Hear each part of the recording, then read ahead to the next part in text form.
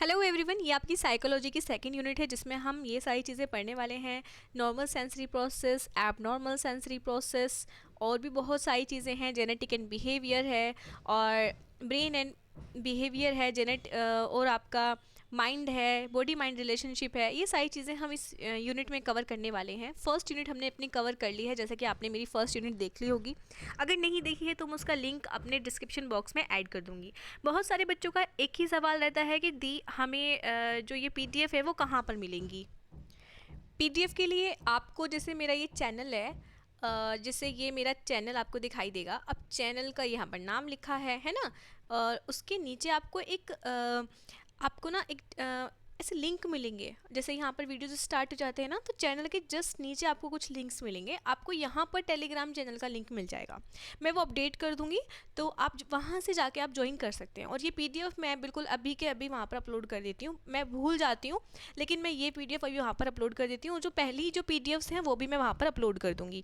तो आप Telegram channel को ज्वाइन करके रखें ये नोट्स लेने के लिए, क्योंकि बहुत सारे बच्चों का यही डाउट रहता है, नोट्स कहाँ है, नोट्स कहाँ है, नोट्स कहाँ है।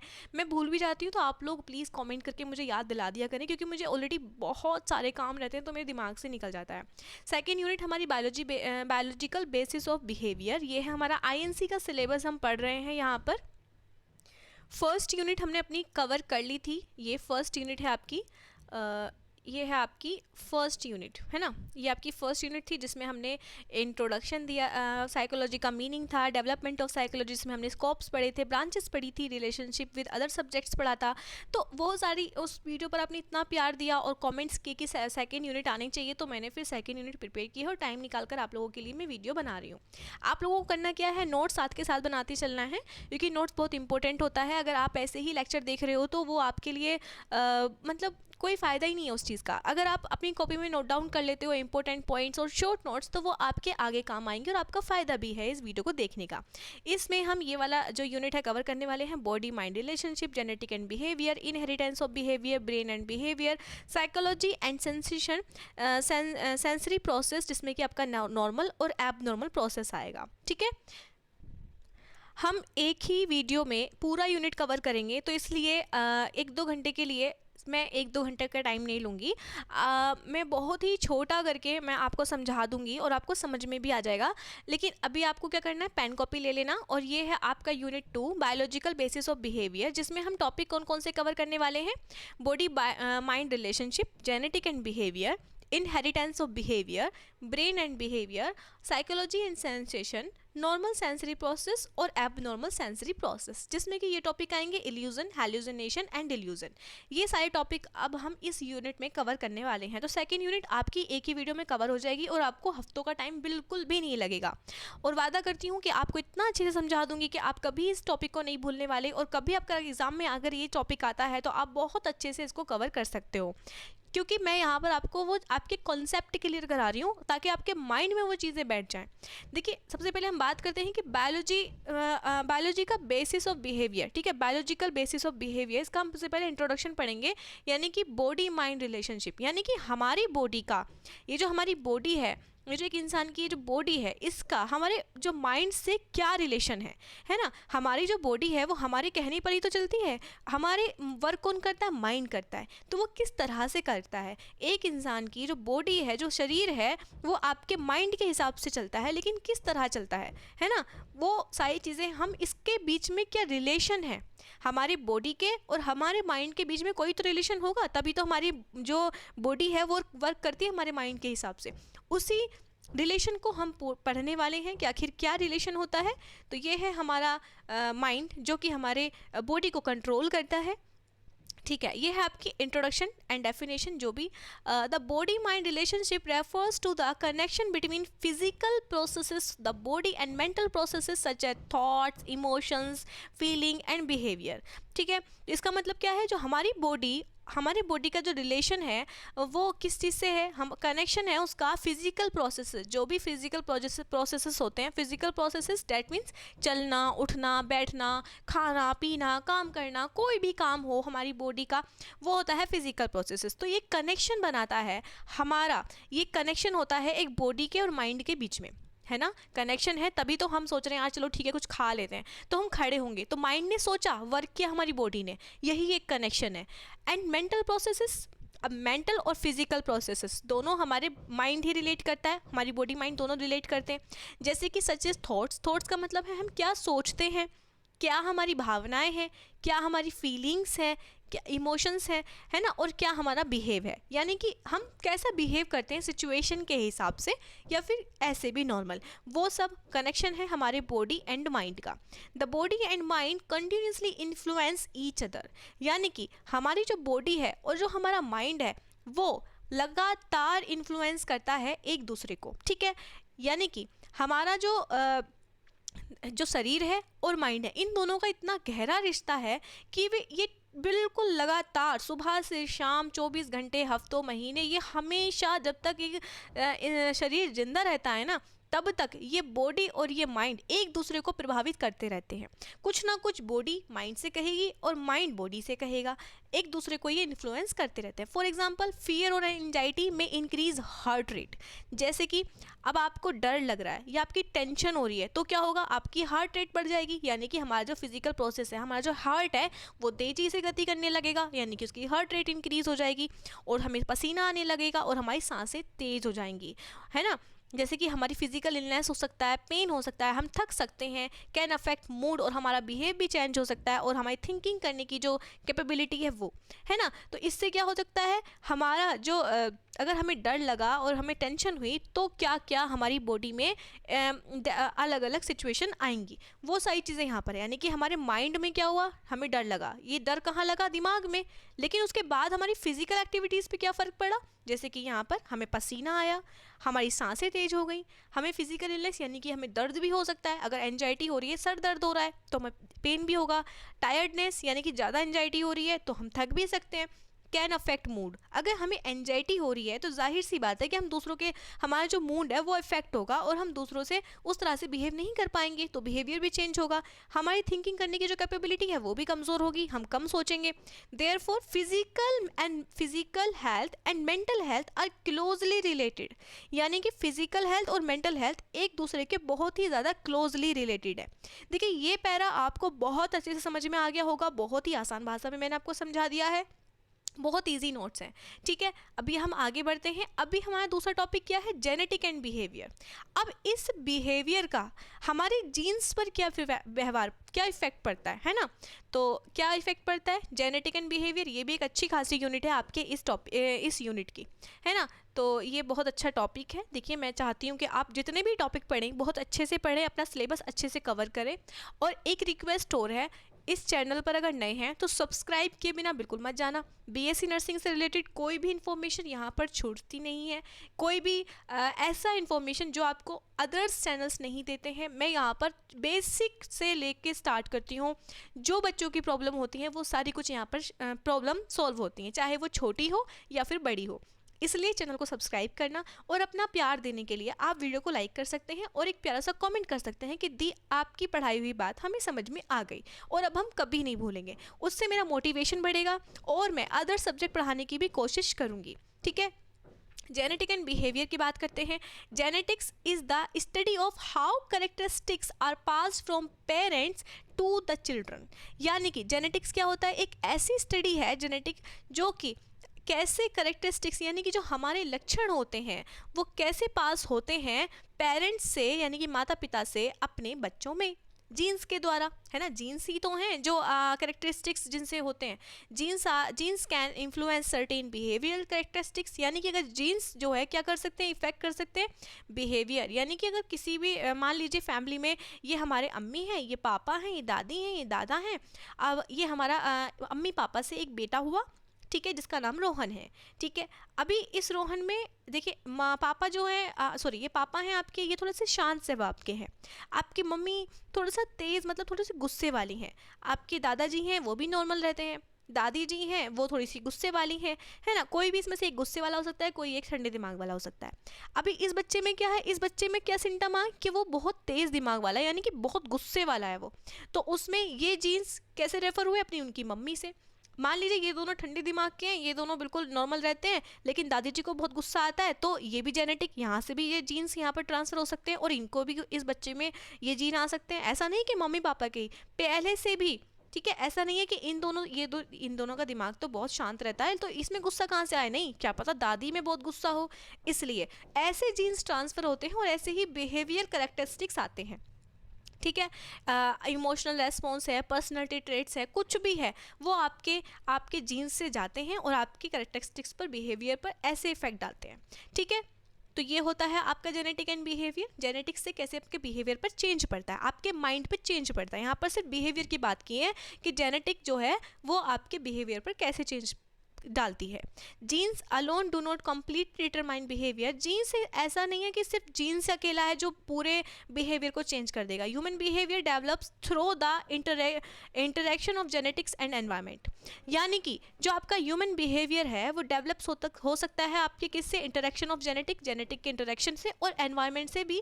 यानी कि बिल्कुल भी ऐसा नहीं है कि सभी ये जो चारों मेंबर मैंने आपको बताए थे, इन चारों का दिमाग जो है वो बिल्कुल नॉर्मल रहता है, यानी कि इनको गुस्सा बिल्कुल भी नहीं आता, लेकिन बच्चे को आता है।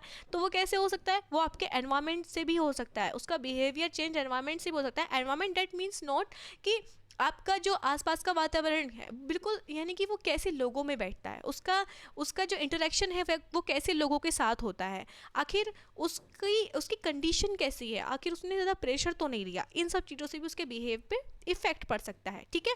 तो ये होता है जेनेटिक्स एंड बिहेवियर। आगे पढ़ते हैं, इनहेरिटेंस ऑफ बिहेवियर। इनहेरिटेंस का मतलब वंशागति से होता है, यानी कि जैसे कि आपको पिक्चर दिखाई दे रही है, इनहेरिटेंस एंड बिहेवियर यानी कि वंशागति व्यवहार, है ना। जैसे कि अब यहाँ पर आपको साफ साफ इसमें समझ में आ गया होगा कि ये मदर है एंड इनके फादर है, यानी कि इनके पेरेंट्स हैं, इनके जीन और इनके जीन से मिलकर ये बेबी बना। इनके हेयर कलर्स कैसे हैं, थोड़े से हल्के से लाइट ब्राउन है, इनकी स्माइल इस तरह से है, इनकी आंखें नीली हैं, इनके हेयर टाइप इस तरह से हैं। तो ये हेयर टाइप इनके जैसे, इस हेयर टाइप जस्ट मतलब ये कि लड़का है तो जाहिर बाल छोटे होंगे, लेकिन इनके पास हम मान लेते हैं हल्के से स्ट्रेट है ना। लेकिन इनकी मम्मा का कलर जो है थोड़ा सा डार्क ब्राउन है, इनका लाइट ब्राउन है, तो लेकिन आएंगे स्ट्रेट बाल और लाइट ब्राउन आ गया, है ना। इस तरह से कुछ कुछ चीज़ें मिक्स होकर आपकी इनहेरिटेंस में जाती हैं, यानी वंशागति में वो चीज़ें जाती हैं, कुछ मम्मी की कुछ पापा की, इस तरह से दोनों पेरेंट्स की मिक्स होके जाती हैं और कभी कभी आती भी नहीं है। Inheritance of behaviour means that some behaviour tendencies may be influenced by genetic factors pass from parents to children. यानी कि वही चीज़ मैंने आपको बताई कि जेनेटिकली कैसे जो फैक्टर्स होते हैं वो पास होते हैं पेरेंट्स से चिल्ड्रन में। Characteristics such as activity level, activity का लेवल है, यानी कि जो मान लीजिए जो आपके पेरेंट्स हैं इनमें से किसी को ज़्यादा क्रिकेट का शौक है तो वो बेबी में भी आ सकता है, आपके चिल्ड्रन में भी आ सकता है। Temperament and emotional sensitivity may have hereditary component, यानी कुछ भी चीज़ें हैं इमोशनल सेंसिटिविटी यानी कि वो बहुत ज़्यादा इमोशनल, बहुत ज़्यादा सेंसिटिव हैं, तो वो सारी चीज़ें भी आपके बिहेवियर में आ सकती हैं। हाउएवर फैमिली एजुकेशन कल्चर, यानी कि वो कुछ भी हो सकता है, family education culture, social environment and life experiences also influence behaviour. यानी कि ज़रूरी नहीं है कि इनहेरिटेंस वो चीज़ें आए, फैमिली से भी वो चीज़ें आ सकती हैं, है ना। जेनेटिकली नहीं आई, इन वंशागति नहीं आई, लेकिन फैमिली से वो चीज़ें आई हैं, है ना। दूर के फैमिली में कोई खेलता है, शौक चढ़ गया कि ठीक है मुझे भी क्रिकेट खेलना है। एजुकेशन यानी कि उसके वो जब कॉलेज गया कोई भी नहीं खेलता पूरे फैमिली में क्रिकेट को सिर्फ उदाहरण के तौर पर मैं आपको यूज़ कर रही हूँ बार बार, कोई भी उसकी फैमिली में क्रिकेट नहीं खेलता, लेकिन जब वो कॉलेज गया तो वहाँ पर कुछ कॉम्पिटिशन हुए, खेल कूद जो भी चीज़ें वहाँ पर सिखाई हुई, तो वहाँ पर एजुकेशन से उसे वो चीज़ सीखने को मिली कि नहीं मुझे ये चीज़ करनी है। तो जेनेटिक यहाँ पर इफेक्ट नहीं पड़ा।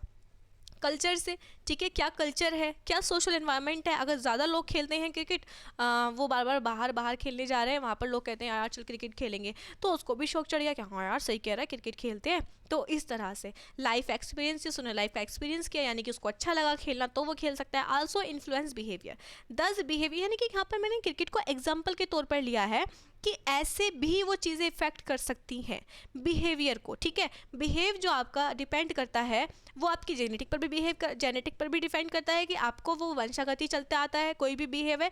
लेकिन अगर ऐसा नहीं है तो फैमिली से, एजुकेशन से, कल्चर से, सोशल एनवायरनमेंट से एंड लाइफ के एक्सपीरियंस से आपका जो बिहेवियर है वो इफेक्ट हो सकता है। इन्फ्लुएंस का मतलब होता है इफेक्ट करना, प्रभावित करना, ठीक है। दस behaviour is the result of both heredity and environment. अब ये लाइन का मतलब पता है क्या है, कि जो आपका बिहेवियर है ना, वो मतलब दोनों का रिजल्ट हो सकता है, यानी कि जो आपका बिहेव है वो दोनों से मिल सकता है, यानी कि हेरिडिटी यानी कि वंशागति से भी और एनवायरनमेंट से भी, ठीक है, जैसा कि मैंने आपको एग्जांपल पहले दिया है। उसके बाद बात करते हैं ब्रेन एंड बिहेवियर की। वही सारी चीज़ें रिपीटेड हैं इस यूनिट में, कि बस आपका माइंड जो है वो कैसे रिएक्ट करता है। आपके अभी आगे जाके ना बहुत अच्छा टॉपिक आने वाला है, ये आपके एग्जाम में पूछा जाएगा। ये जो सेंसरी प्रोसेस में आपको बताऊंगी, ये आपके एग्जाम में ये आपके लिए इंपॉर्टेंट है, तो इससे थोड़ा सा ऊपर का बेसिक पढ़ना भी ज़रूरी है। अब आप बोलेंगे कि ये तो चीज़ें पढ़ाई नहीं, ये तो टॉपिक है, अगर ये एग्जाम में आ गए तो क्या करेंगे, इसलिए ये पढ़ना भी थोड़ा ज़रूरी है। इसलिए मैं अब आप बोलेंगे कि इतना सा पैराग्राफ ज़रूरी है, इतना सा पैराग्राफ सफिशिएंट है? नहीं, ये बिल्कुल भी सफिशिएंट नहीं है। इसको थोड़ा डिस्क्राइब करके, आपके पास बुक होगी, नहीं है तो आप अपने जो आपके टीचर ने नोट्स प्रोवाइड किए हैं उनसे देख सकते हो, थोड़ा सा बड़ा करके और हेडिंग वाइज को थोड़ा सा डिस्क्राइब करके लिख सकते हो आप, ठीक है। वैसे तो इसमें पैरा ही है, इसमें थोड़ा थ्योरी ज़्यादा है, इसमें इतनी हेडिंग्स है नहीं, हेडिंग थोड़ा नीचे वाले टॉपिक में आएंगी, ठीक है। Brain and behaviour. The brain is the main control centre of the body, ठीक है। ब्रेन जो है आपकी पूरी बॉडी का कंट्रोल सेंटर है, ये तो आप सभी जानते हैं। And important biological basis of behaviour, यानी कि ये इंपॉर्टेंट है हमारे बायोलॉजिकल बेसिस ऑफ बिहेवियर, यानी कि हमारे बिहेवियर के बायोलॉजिकल बेसिस के लिए। It receives and processes information, ये रिसीव करता है इन्फॉर्मेशन को एंड कंट्रोल एक्टिविटीज़, और जैसे ही इसने इन्फॉर्मेशन रिसीव की उसी के हिसाब से ये एक्टिविटी को कंट्रोल करता है, सच एज थिंकिंग है, मेमोरी है, इमोशंस है, मूवमेंट एंड डिसीजन टेकिंग है। मान लीजिए आपकी टीचर ने आज बोला कि कल आपका टेस्ट है, तो माइंड पे दिमाग में ये मैसेज गया कि हाँ भाई मैम ने बोला टेस्ट है, तो उसी के हिसाब से आपका जो बॉडी माइंड है वो ऐसे ही आपकी दिमाग आपकी बॉडी से कहेगा चल पढ़ ले, हम पढ़ते हैं, तो वो उसी तरह से सोचेगा, उसी तरह से वो दिमाग लगाएगा, उसी तरह से उसके इमोशंस होंगे, उसी तरह से वो मूवमेंट करेगा, यानी कि कॉपी किताब उठाएगा, नोट्स उठाएगा और डिसीजन मेकिंग, और वो डिसीजन लेगा कि मुझे पढ़ना है कि नहीं पढ़ना। इस तरह से ये आपके ब्रेन आपका बिहेवियर पर इफेक्ट पड़ता है, ठीक है। यानी कि जो ब्रेन है वो आपका कंट्रोल सेंटर है, और जैसे ही आपके ब्रेन में कोई मैसेज गया तो वो उसी तरह से इंफॉर्मेशन जाने के बाद उसकी एक्टिविटी करना स्टार्ट कर देता है। Different parts of the brain perform different function. Okay, जो आपके ब्रेन के जो डिफरेंट पार्ट हैं वो डिफरेंट फंक्शन प्ले करते हैं। अब आपका जो ब्रेन है ये ज़रूरी थोड़ी ना है कि ब्रेन का पूरा हिस्सा ही सारे काम करेगा या फिर ब्रेन का कोई हिस्सा काम करेगा ही नहीं। ब्रेन आपके सेरेबेलम, पोन्स, मेडुला ओब्लिंगेटा और ये सारी चीज़ों में ये मतलब पार्ट डिवाइड है, वो मैंने एनाटॉमी में पढ़ाया आपको। वो कौन कौन से फंक्शन प्ले करते हैं वो एनाटॉमी में है, वो जाके देख लेना। तो उसमें आपके जो ब्रेन जो फंक्शन करता है वो अलग अलग पार्ट में करता है। For example the frontal lobe is involve in thinking, यानी कि जो फ्रंटल लोब रहता है वो आपका थिंकिंग के लिए इन्वॉल्व है। प्लानिंग एंड डिसीजन मेकिंग, ठीक है। जो आपका सेरेबेलम वाला पार्ट है, सेरेब्रम वाला पार्ट है, इसमें ये क्या करता है, ये आपका थिंकिंग करता है, प्लानिंग करता है, डिसीजन मेकिंग यानी कि सबसे जो लार्जेस्ट पार्ट होता है वो ये काम करता है। The temporal lobe is important for hearing and memory, यानी कि जो टेम्पोरल बोन होती है ना, वहाँ पर एक टेम्पोरल लोब होता है माइंड का, वो क्या करता है, वो सुनता है और मेमोरी के लिए फंक्शन है। And occipital lobe mainly process visual information, यानी कि जो ऑक्सीपिटल यानी कि जो पीछे की साइड होता है वो आपके विजुअल इन्फॉर्मेशन यानी कि जो आंखों से देखा उसको इन्फॉर्मेशन पहुंचाना। देयरफॉर चेंजेस और damage to the brain can affect a person's behaviour, emotion and abilities. अगर आपके दिमाग में कोई भी चेंज डैमेज हो गया अगर ब्रेन में, तो वो इफ़ेक्ट करता है एक पर्सन्स के बिहेवियर को, उसके व्यवहार को और उसके इमोशंस को और उसकी एबिलिटीज़ को, यानी कि उसके काम करने की एबिलिटी को इफ़ेक्ट कर सकता है अगर उसके माइंड पे कोई ना कोई डैमेज हुआ है। तो एक्सीडेंट हो गया तो जाहिर है वो उस तरह से तो बिहेव करेगा नहीं, उसके इमोशंस पे भी इफेक्ट पड़ेगा, वो जल्दी जल्दी फिर रोने लगेगा, जल्दी जल्दी वो थोड़ा सा मतलब उसकी जो सोचने समझने की शक्ति है वो भी इफेक्ट होगी, जो एबिलिटी है उसके काम करने की, माइंड के काम करने की, वो थोड़ी सी डाउन हो जाएगी। ऐसे इफेक्ट कर सकता है अगर आपके माइंड ब्रेन में कोई ना कोई डैमेज आया है तो, ठीक है। अभी आगे बढ़ते हैं, साइकोलॉजी एंड सेंसेशन क्या होता है, ठीक है। अब साइकोलॉजी और सेंसेशन को समझते हैं। सेंसरी प्रोसेस क्या होता है, ये होता है आपका सेंसरी प्रोसेस। तो यहाँ पर हम ये पढ़ने वाले हैं कि हमारा जो सेंसरी प्रोसेस है वो किस तरह से चलता है, कैसे हम रिएक्ट करते हैं। सबसे पहले हमारा जो टॉपिक है वो क्या है, सबसे पहले हमारा पॉइंट क्या है। देखिए इसको आप ना ऐसे पैरा ऐसे बना बना के लिखोगे ना तो अच्छा इफेक्ट पड़ेगा एग्जामिनर से, ये आ जाता है एग्जाम में, तो इसको मिस मत करना। स्टिमुलस की बात करते हैं, रिसेप्टर, ये आपके पूरे पॉइंट है। 1 stimulus, receptor, afferent pathway, integration centre और मोटर एफरेंट पाथवे और इफेक्टर। ये आपके 6 पॉइंट हैं, जिसमें कि आपका पहला है स्टिमुलस, है ना। तो स्टिमुलस क्या होता है? चेंज इन द एनवायरनमेंट, यानी कि स्टिमुलस का मतलब होता है कि किस तरह से आपको कोई चीज़ है वो इफेक्ट करी, है ना। एकदम से आपको कोई भी गर्म चीज़ है वो स्टिमुलस होता है, यानी कि गर्म चीज़ है और वो हीट कर रही है, यानी एनवायरनमेंट में कोई ऐसी चीज़ है जो हमारे सेंस को एक्टिवेट करे, यानी कि ठंडा हो, गर्म हो, बहुत तेज साउंड हो, बहुत तेज लाइट हो, या फिर कोई भी केमिकल हो, है ना। ये स्टिमुलस होगा, एकदम से हमारी बॉडी पर आके पड़ रहा है। फिर क्या होगा? डिटेक्ट द स्टिमुलस, कुछ अब किसी चीज़ ने तो वो चीज़ ऑब्जर्व की है ना, अगर हमने गर्म या ठंडा ऑब्जर्व किया तो हमारी स्किन कर रही है, साउंड किया तो कान कर रहे हैं, लाइट किया तो आंखें कर रही हैं, केमिकल कर रहा है तो वो भी हमारी स्किन पर पड़ रहा है। रिसेप्टर्स इन स्किन, जैसे कि आई, ईयर, नोज, टंग, ईटीसी, ये सारे क्या हैं? रिसेप्टर्स हैं। इन्होंने वो चीज़ को डिटेक्ट किया, है ना। हमारी स्किन ने देखा, अरे गर्म है, गर्म लग गया, ठंडा लग गया, और ये बहुत तेज कान में आवाज़ आ रही है, हमारे कान ने डिटेक्ट किया। लाइट, अरे यार आंखों पे लाइट पड़ रही है यार, बहुत तेज़ पड़ रही है, अंधेरा हो गया यार। तो ये सारी चीज़ें कौन डिटेक्ट कर रहा है? रिसेप्टर्स कर रहे हैं, जैसे कि स्किन है, आई है, ईयर है, नोज है, जैसे कि मैंने आपको बताया। तो दूसरा क्या है? रिसेप्टर्स। रिसेप्टर्स आपके ये होते हैं। थर्ड है आपका sensory afferent pathway, carries impulses to CNS. अब ठंडा, गर्म, आंखें, तेज रोशनी, अंधेरा, या कुछ भी चीज़ है, वो सारी चीज़ें अब ये पड़ तो गई हमारी स्किन पे, हमारी आंखों पे, लेकिन एक न्यूरॉन्स नाम की एक चीज़ होती है हमारी बॉडी में।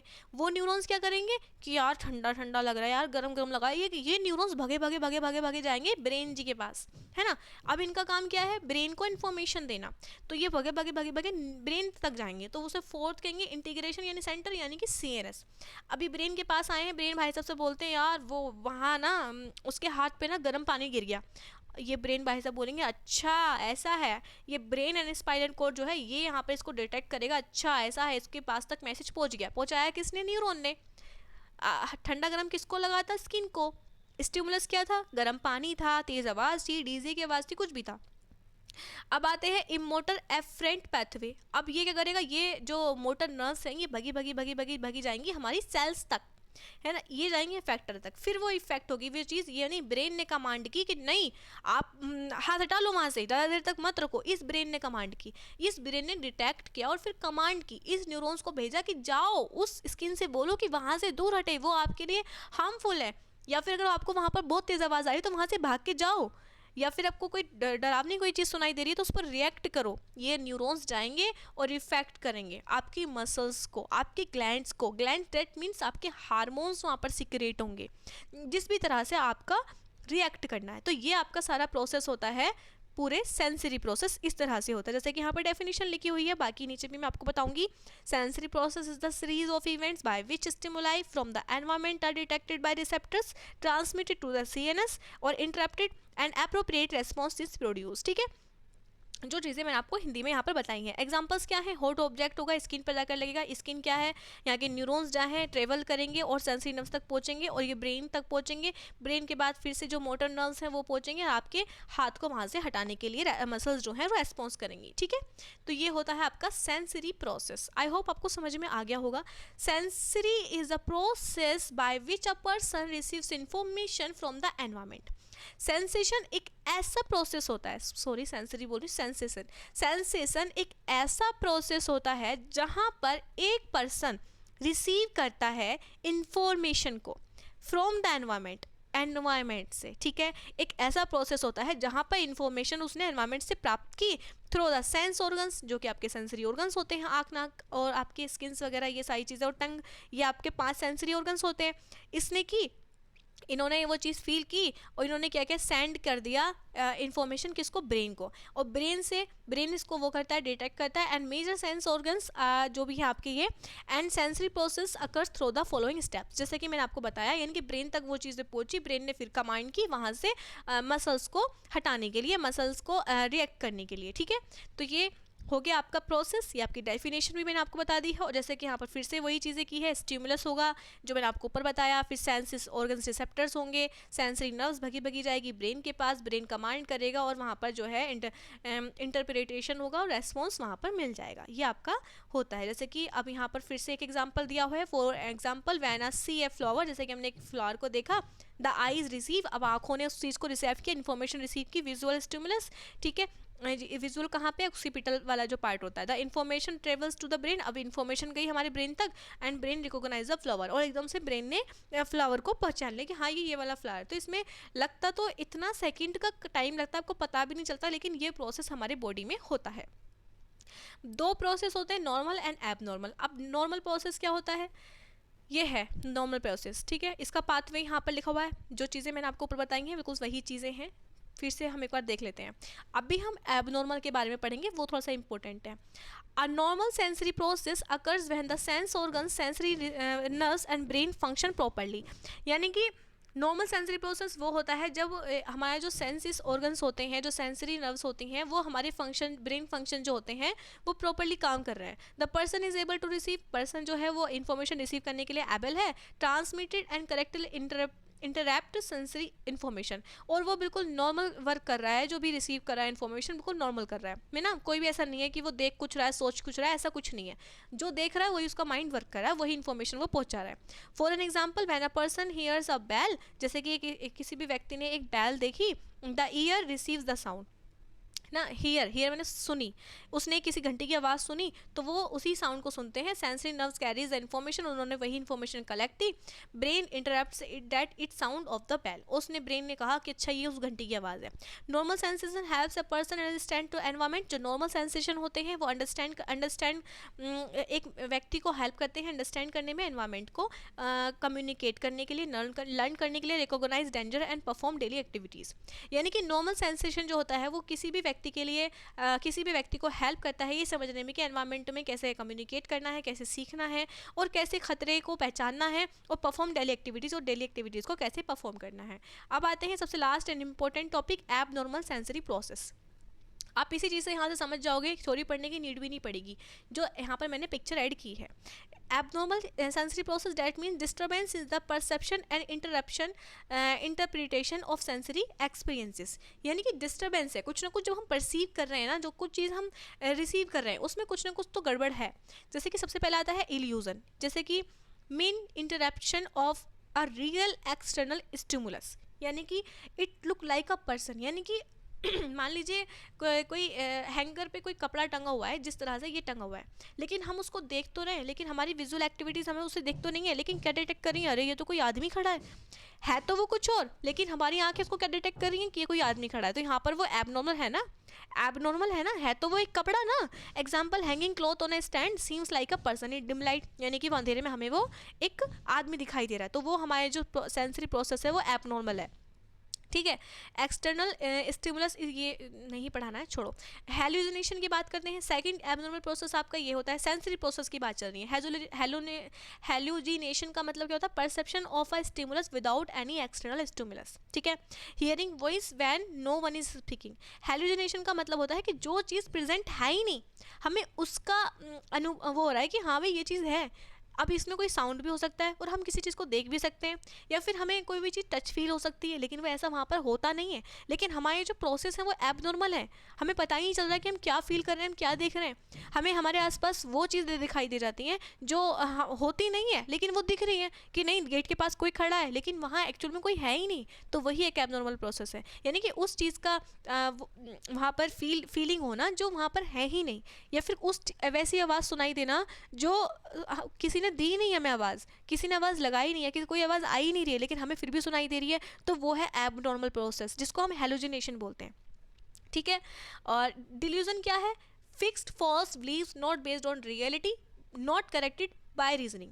यानी कि कोई ऐसी बात को, किसी भी गलत बात को अपना ये सच मान लेना। People are trying to harm me, जैसे कि आपके आसपास कोई बैठा है और आप ये सोचो कि ये मुझे मारने आया है, तो वो फॉल्स बिलीफ है, लेकिन वो ऐसा करने आया नहीं है, वो तो आपसे बात करने आया था, लेकिन आपको लग रहा नहीं ये मुझे मारने आया है, तो वो भी एक एबनॉर्मल प्रोसेस है, और ये साइकोलॉजिकल इफेक्ट पड़ता है हमारे माइंड पे, है ना। Examples, believing that strangers are planning to harm you, देखिए आप जैसे कि एग्जाम्पल्स दिया है, कुछ भी हो सकता है, ये एग्जाम्पल है, कुछ भी फॉल्स बिलीफ हो सकता है, कुछ भी। जैसे कि हमने ये चीज़ मान ली कि हम फेल हो गए, हमारी सप्ली आ गई, तो हम क्या करेंगे, नॉर्मल प्रोसेस, अगर कोई इंसान होगा, नॉर्मल बच्चा होगा, तो वही सोचेगा हम सप्ली का एग्ज़ाम फॉर्म भरेंगे और फिर से हम एग्ज़ाम दे सकते हैं। लेकिन जो फॉल्स बिलीव है, डिल्यूजन है, उसने वो मान लिया कि मैं फेल हूँ, तो वो सोचेगा अब मैं फेल हूँ, मैं पास हो ही नहीं सकता, लेकिन वो फॉल्स बिलीव है ना, वो हो सकता है नॉर्मल में, तो ये सारी चीज़ें हैं, ये हमारे एबनॉर्मल सेंसरी प्रोसेस होते हैं जो मैंने आपको बताया। और ये हम यहाँ पर आते हैं अब इनकी डेफिनेशन पे। डेफिनेशन पढ़ाने की आई थिंक मुझे नीड नहीं पड़नी चाहिए, क्योंकि वही चीज़ें दोबारा से मैं रिपीट करूँगी। इल्यूज़न है, इल्यूज़न की यहाँ पर डेफिनेशन लिखी हुई है, वो मैं आपको नोट्स प्रोवाइड कर दूँगी, आप उसमें जाके देख सकते हैं। सारी चीज़ें बहुत ही अच्छे से क्लियरली वे में मैंने आपको समझा दी है, तो मुझे नहीं लगता कि आपको दोबारा वो चीज़ें रिपीट कराने की ज़रूरत है। तो ये इस यूनिट में, इस आधा घंटे की वीडियो में 30 मिनट में मैंने पूरी यूनिट कवर करा दी है। और आई होप आपको ये वीडियो इतना अच्छा लगा हो कि आपकी पूरी यूनिट कवर हो गई हो। बस आपसे उम्मीद इतनी सी है कि आप इस वीडियो को लाइक करें और मुझे इसी तरह से सपोर्ट करते रहें, ताकि अब मुझे मोटिवेशन मिले और मैं आपके लिए ऐसे ही वीडियोज़ बनाती रहूँ आपके सारे सेमेस्टर्स के लिए। आप इस वीडियो को ऐसे ही छोड़ के मत जाना, लाइक के बिना और प्यार दिए बिना अपना, क्योंकि मैंने भी अपना टाइम आपको दिया है, आप भी थोड़ा सा टाइम मुझे दीजिए वीडियो को लाइक करके, एक प्यारा सा कॉमेंट करके। और अगर जो भी सब्जेक्ट्स आपको चाहिए, जो भी आपको वीडियो चाहिए, आपको बस कमेंट करना है, मैं उस पर कोशिश करूंगी वीडियो बनाने की, अगर ज़्यादा से ज़्यादा कमेंट आए तो। थैंक यू सो मच, मिलते हैं मेरी नेक्स्ट वीडियो में, तब तक के लिए बाय बाय।